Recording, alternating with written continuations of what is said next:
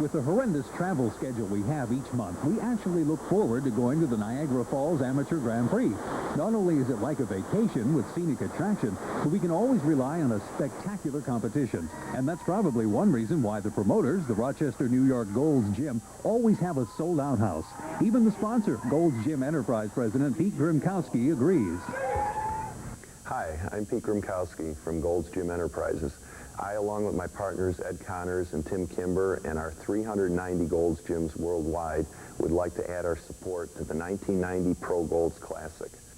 This is our first of a series of Pro Gold's Classics, the last of which we did in 1978. So we're very proud to be able to sponsor this event with the Gold's Gyms worldwide, and we hope to be able to do many, many more. It's a pleasure and an honor to work with Muscle Magazines in helping to support the bodybuilders, and we appreciate that. Thank you. As usual, the competition began with the lightweights, with second place going to 5'4" Steve Fletch. The Amherst, New York native has been training for 13 years and competing for 7.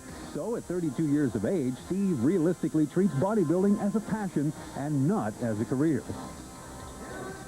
But pro aspirations are in the mind of the lightweight winner, a stunning 18-year-old from Indiana. Michael Winters started lifting to improve his strength for high school wrestling. His muscle thickness is incredible for his youth, and at 5'4" and weighing at the class limit of 154 pounds, Mike's competitive future is one of the best we've seen in years.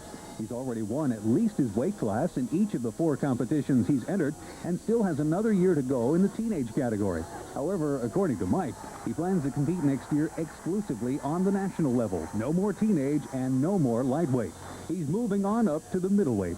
I've trained for 4 years hard to be like I am today, and I just feel that they may have some years on me, but I think I discovered how to improve myself better. In the middleweight category, a hot future national champion prospect is Gary Silvati from Rochester's Powerhouse Gym. He's the 1990 New York State middleweight winner, but at 5'8", Gary's real contest weight should be nothing under 198 pounds. He started lifting after leaving high school, where he played varsity football, baseball, and lacrosse. Gary's got the shape to improve. It's a simple matter of adding size. He claims his training intensity is high, but will start working with greater weights to maintain better body size when it comes time to diet again. Presently, Gary is a financial planner, but like a lot of aspiring amateur bodybuilders, he's ultimately striving to become a professional bodybuilder. As much as we hear of that ambition, in Gary's case, we honestly believe he can do it. Renee Huntley from Albany, New York, claims to be a natural bodybuilder, one that trains steroid-free. He placed second among the middleweights with only a 1-week diet. And out of his 13 total competitions, Renee has won 11 of them. Probably the most significant win to date was the overall title last year at this same competition. The caliber of bodybuilders may be a little tougher, so his placing today was a real step down for Renee. But bodybuilding isn't the only type of competition for this 5'8" bodybuilder. He dances weekly, which Renee feels helps him with his aerobics. Winning the middleweights was a Caribbean native now training in Philadelphia. Jefferson Phillips moved to the U.S. to train under the watchful eye of trainer Richard Brown, who also has in his camp rising stars like Alf Gurley and Edgar Fletcher. Jefferson was a total sleeper to the audience. He's only competed once before stateside in the Suburban Championships in New Jersey and easily earned all first-place judges' votes. He's only 5'6" and weighed 172 pounds, but with his small bone and joint structure, the usual exaggerated muscle flair prevailed. And as you can see, muscle maturity, separation, and striations were nothing lower than national level. And at only 20 years old, Jefferson could become a pro in a short time. He's already won the junior divisions in the Caribbean Championships and the World Championships in Singapore. Moving into the light heavyweights, where Rick Benedetto took third place. He started training not to get big, but to get better. He had torn his knee while playing college flag football. Well, the rehab soon turned into hardcore bodybuilding, and soon competitions followed. Now with 5 years' experience, he's teamed up with his friend, professional Danny Padilla, who placed second in the pro division of the Niagara competition, which we featured last month. Great posing always is a major factor in winning bodybuilding competitions, and second-place winner Mike Mergel obviously realizes this criterion.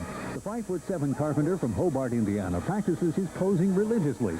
He calls it taking care of details.